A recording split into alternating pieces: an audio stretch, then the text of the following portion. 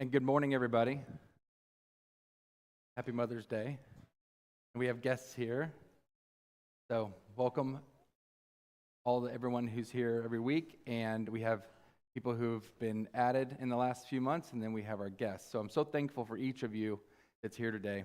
And thank you for everyone who's participated so far in this service, this wonderful Mother's Day service. So far we have heard about a mother's love, and how it's used as a beautiful picture for God's love. And I think that's so special. When God chooses to describe his love for us and what he can do for us, he uses a mother as an example.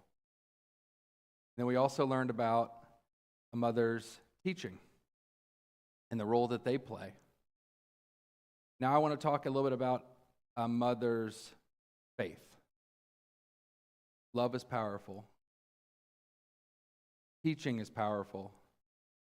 But it's a mother's faith that makes it really special and involves God. And when God gets involved, really special things happen. Our Creator, not only of this life, but of the eternal kingdom, that Creator, when that Creator gets involved, really special things happen. So a mother's faith. We're going to look at 2 Timothy 1 through 5 here in a moment. David, if you want to get that one ready for us. Paul was writing to Timothy, and Timothy had a lot of faith. And so where does he credit that faith from? His superior intelligence? Or maybe the things that we focus on day to day,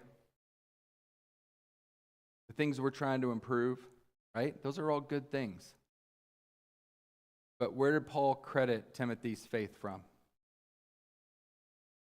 For I'm mindful of the sincere faith within you, Timothy, which first dwelt in your grandmother Lois and in your mother Eunice, and I'm sure that is in you as well. Timothy went on to become a great leader. Where'd that faith come from? It was passed down. So it was first in the mother and first in the grandmother. And yes, there was love, and yes, there was teaching, but that faith had to be there. And when that faith was there, then it could be passed down.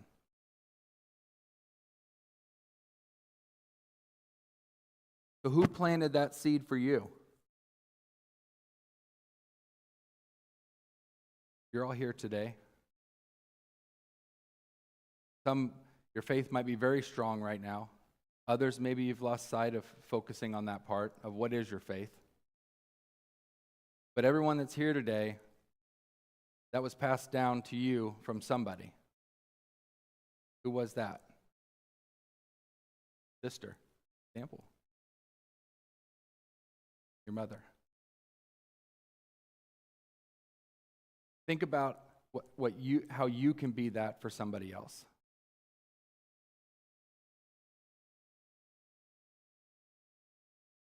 You may not know what you're doing in that moment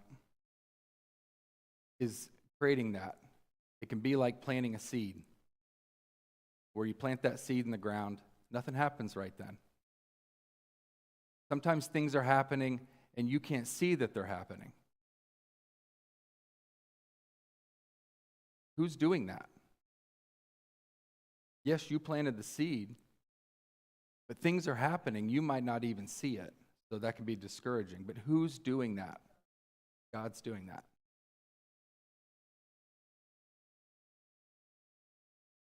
But it comes from faith. These actions come from faith. If there's a faith in the resurrection, if there's a faith in the plan that our Creator has in us, that's the magic ingredient. Otherwise, well, we won't go there. But that's the magic ingredient. So, again, love and teaching do matter, but they must be rooted in faith, in God and in Christ. And the beautiful thing here is it doesn't require perfect words. We're not going to have the perfect words. We're not going to set that perfect example. But if you have faith, and if your actions are rooted in that faith, it's not about being perfect, it's about being faithful. And the more you can focus on what it is you believe, the more you can focus on who is our Creator, what do we know about our Creator, what is our hope, what is the future we want, the coming kingdom, the resurrection. The more we're focusing on that, the stronger our faith gets. And that's what ends up mattering. We're not going to be perfect. We're not going to say the perfect things. We're not going to teach the perfect things. We're not going to demonstrate love at all times. But the more you can focus on your faith, that's what matters, being faithful. It's not that those other things aren't important, it's that that's the power of God. And when you get God involved, that's when really amazing things happen. So let's connect what we've heard today. One, we learned about a mother's love. God compared his love to a mother's love. Close, comforting, peaceful. That's how much he cares for us. And that's how special our mothers are in our lives. Second, a mother's teaching. So a mother's words shape who we become. Let's look at Deuteronomy 6:6-7 as another example of that. We heard great lessons from Chuck and Ezra on that. Let's read one more. These words which I command you today shall be on your heart.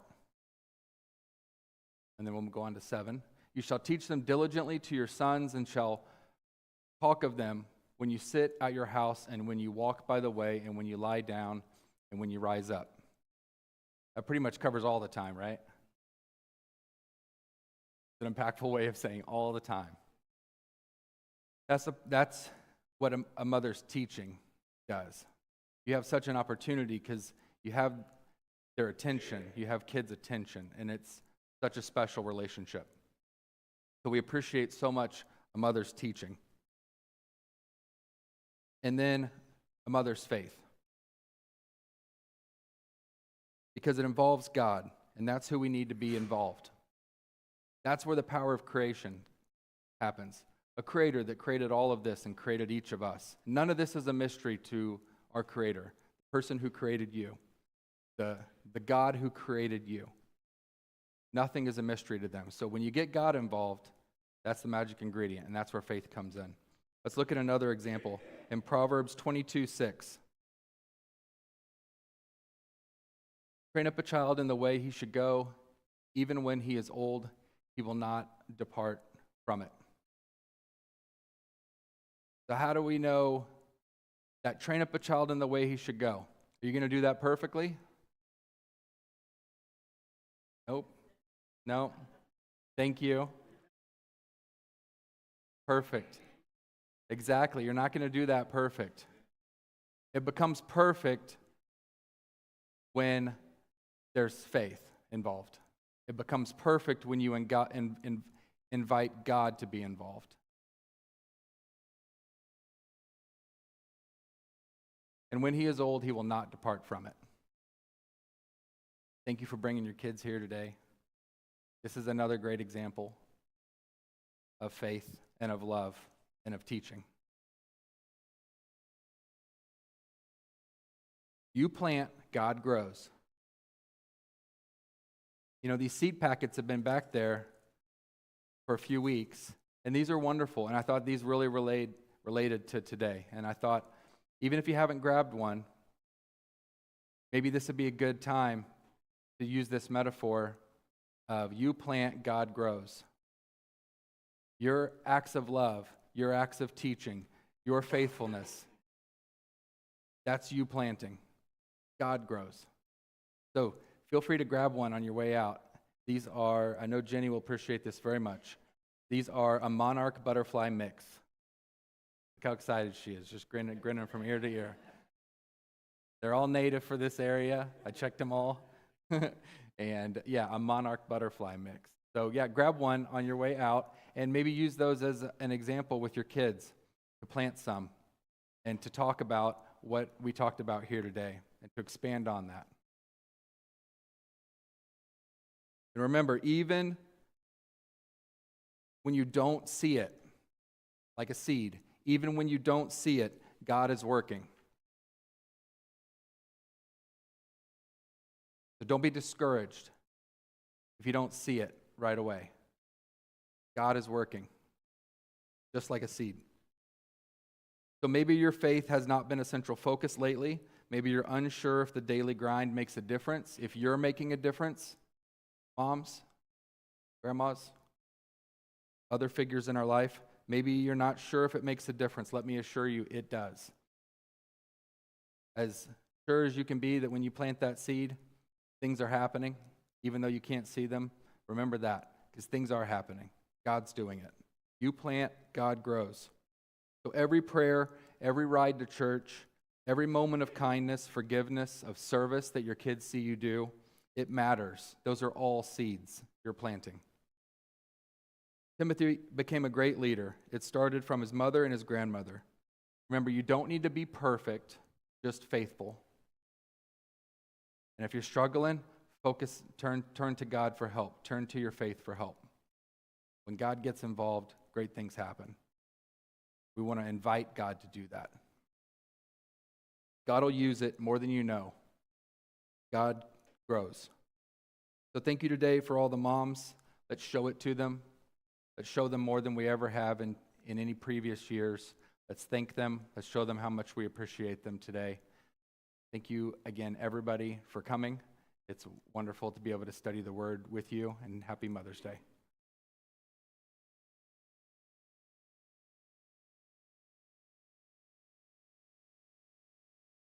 We'll have our closing song, then a closing prayer.